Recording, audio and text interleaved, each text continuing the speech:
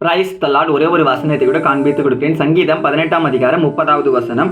தம்மை நம்புகிற அனைவருக்கும் அவர் கேடகமா இருக்கிறார். இன்னைக்கு ஆண்டவர் உங்களை பார்த்து சொல்ற காரியம்னா, மகனே மகளே, நான் உனக்கு கேடகமா இருக்கேன் அப்படின்னு சொல்லி ஏசப்பா சொல்றாரு. கேடகம் அப்படின்னு பாத்தீங்கன்னா, இந்த போர்ல எல்லாம் பாதுகாப்பா இருக்கிறதுக்கு நிறைய போர் வீரர்கள் யூஸ் பண்ணுவாங்க பாத்தீங்களா, அதுதான் கேடகம். அது போல ஆண்டவர் சொல்றாரு, உன் வாழ்க்கையில உனக்கு ஆபத்துலாம் வரும்போது, பிரச்சனை வரும்போது, உனக்கு நிறைய ப்ராப்ளம்ஸ் உன்னை சூழ்ந்து கொண்டு இருக்கும் போதெல்லாம், மகனே மகளே, நான் உனக்கு கேடகமா, உனக்கு பாதுகாப்பா நான் இருப்பேன்னு சொல்லி ஏசப்பா இன்னைக்கு உங்களை பார்த்து சொல்றாரு.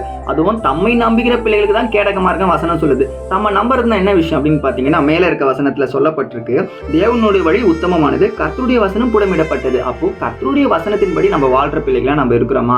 ஏசப்பா சொல்ற கட்டளைகளை கீழ்ப்படிந்து வசனத்தின்படி நம்ம வாழ்க்கை நம்ம நடத்துறோம் அப்படின்னா, ஏசப்பா சொல்றாரு உங்களை பார்த்து, மகனே மகளே, உனக்கு நான் பாதுகாப்பா இருக்கேன், தப்ப நம்ம பண்ணக்கூடாது, இந்த காரியம் நம்ம பண்ணாத ஏசப்பாக்கு விரோதமான காரியம்னு சொல்லிட்டு நம்ம அதெல்லாம் கீழ்ப்படி நம்ம நடக்கிற பிள்ளைகளா இருக்கோம்னா, ஏசப்பா இன்னைக்கு உங்களை பார்த்து என்ன பார்த்தா சொல்றாரு, மகனே மகளே, நான் உனக்கு கேடகமா இருக்கேன், நான் உனக்கு பாதுகாப்பா இருக்கேன்னு சொல்லி ஏசப்பா இன்னைக்கு உங்களை பார்த்து தான் சொல்றாரு. இன்னைக்கு உங்க லைஃப்ல பாத்தீங்கன்னா, நீங்க ஏதோ ஒரு முயற்சி எடுத்துன்னு உங்க லைஃப் குறித்து, உங்க வாழ்க்கையை குறித்து, நீங்க எடுக்கிற தொழிலா இருக்கட்டும், படிப்பா இருக்கட்டும், உங்க வேலையில பாத்தீங்கன்னா உங்களை நிறைய பேர் உங்களுக்கு டிஸ்டர்ப் பண்ணினே இருக்காங்க. இருந்தாலும் கூட ஏசப்பாங்களா உங்களுக்கு பாதுகாப்பா இருக்காருல்ல. ஏன் பாதுகாப்பா இருக்காருன்னா, நீங்க வசனத்தின்படி நடக்கிற பிள்ளைகளா இருப்பீங்கன்னா கண்டிப்பா உங்களுக்கு பாதுகாப்பா இருப்பாருங்க. இன்னைக்கும் வசனத்தின்படி வாழ்ற பிள்ளைகளா இருப்போம். கர்த்தர் நிச்சயமா நம்ம பாதுகாத்துக் கொள்வார். விசுவாசிக்கிறீங்கன்னா ஆமென் போட்டுக்கோங்க. இதே போல வசனங்களை ஃபாலோ பண்ணிக்கோங்க. God bless you. ஆமென்.